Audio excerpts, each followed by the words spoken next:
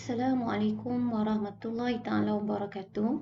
Hari ini kita akan belajar topik akidah tingkatan 4 iaitu hindari ajaran sesat. Isi penting bagi topik ini yang pertamanya ialah takrif ajaran sesat. Kemudian kita akan belajar tentang hadis berkaitan ajaran sesat, ciri-ciri ajaran sesat, kesan melakukan ajaran sesat, dan yang terakhir ialah cara menjauhi ajaran sesat. Okey, baiklah. Apa yang dimaksudkan dengan ajaran sesat? Ajaran sesat ada dua isi penting untuk bantu kita ingat maksud ajaran sesat, iaitu ajaran sesat ialah ajaran yang didakwa sebagai ajaran Islam. Ini poin yang pertama. Poin yang keduanya ialah sedangkan hakikatnya bercanggah dengan Al-Quran dan As-Sunnah. Huzaifah bin Al-Yaman radhiyallahu anhu berkata, semua orang bertanya kepada Rasulullah sallallahu alaihi wasallam tentang kebaikan, tetapi aku bertanya tentang keburukan kerana bimbang keburukan menimpa diriku. Aku bertanya, wahai Rasulullah sallallahu alaihi wasallam, dahulu kami berada dalam kejahilan dan kejahatan sehinggalah datang kebaikan Islam kepada kami. Adakah selepas ini keburukan datang lagi? Rasulullah sallallahu alaihi wasallam bersabda, ya, akan berlaku keburukan. Aku bertanya, adakah selepas keburukan itu ada kebaikan? Baginda bersabda, ya, terdapat padanya kesamaran. Aku bertanya, apakah kesamaran itu? Baginda bersabda, qaumun yahduna bighairi hadyi, ta'rifu minhum wa tunkir. Maksudnya, satu golongan yang tidak mengambil petunjukku. Dalam karangan mereka, ada yang dapat kamu kenali dan ada yang tidak dapat kamu kenali. Aku bertanya lagi, adakah selepas kebaikan ini ada kejahatan? Baginda bersabda, na'am, du'atun ala abwabi jahannam, man ajabahum ilaiha qadhafuhu fiha. Maksudnya, ya, penyeru ke pintu neraka Jahannam. Sesiapa yang menyahut seruannya, mereka akan dihumbankan ke dalam neraka Jahannam. Hadis riwayat Al-Bukhari.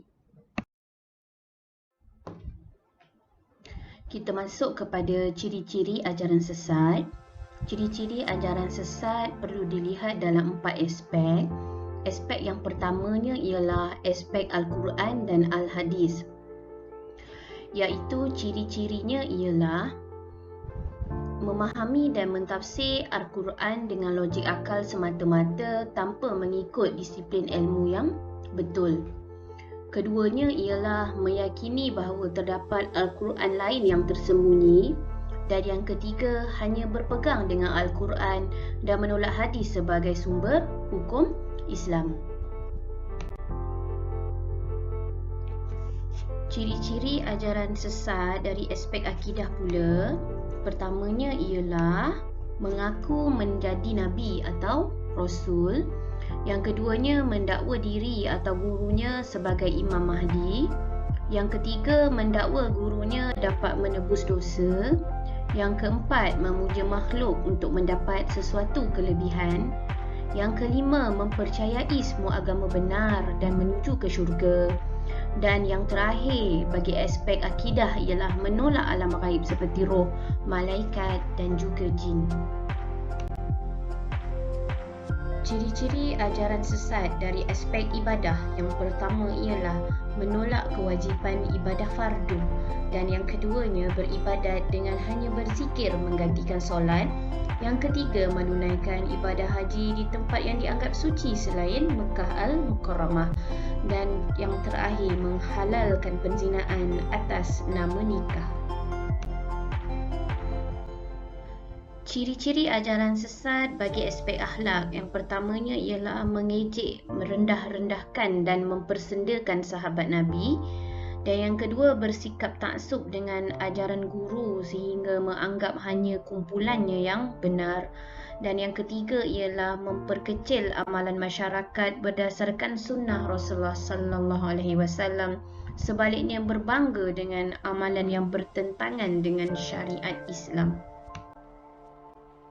Kita masuk topik berikutnya, iaitu kesan melakukan ajaran sesat. Kita tengok daripada 4 aspek, iaitu agama, ekonomi, politik dan kemasyarakatan. Yang pertamanya ialah agama. Kesannya melemahkan iman dan merosakkan akidah. Dan yang keduanya menjatuhkan imej umat Islam. Dari sudut ekonomi pula, kesan melakukan ajaran sesat ialah melahirkan individu yang pasif dan malas serta membelanjakan wang pada perkara yang tidak berfaedah. Dari aspek politik, kesannya ialah mengkukat kestabilan politik akibat tindakan keganasan dan mewujudkan suasana politik yang tidak harmoni akibat taksub terhadap pemimpin kumpulan.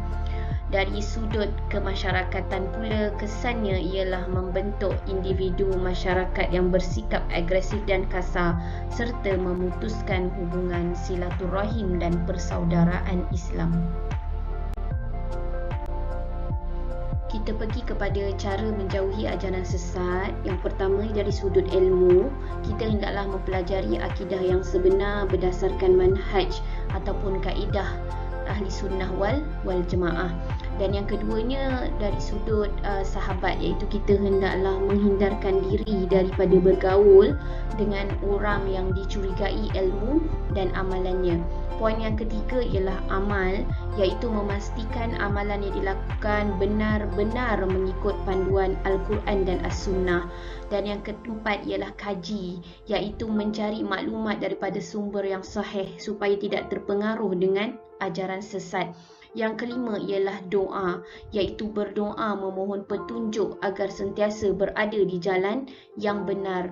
Dan yang terakhir ialah taubat, iaitu bertaubat kepada Allah atas keterlanjuran mengikuti dan beramalan dengan ajaran sesat.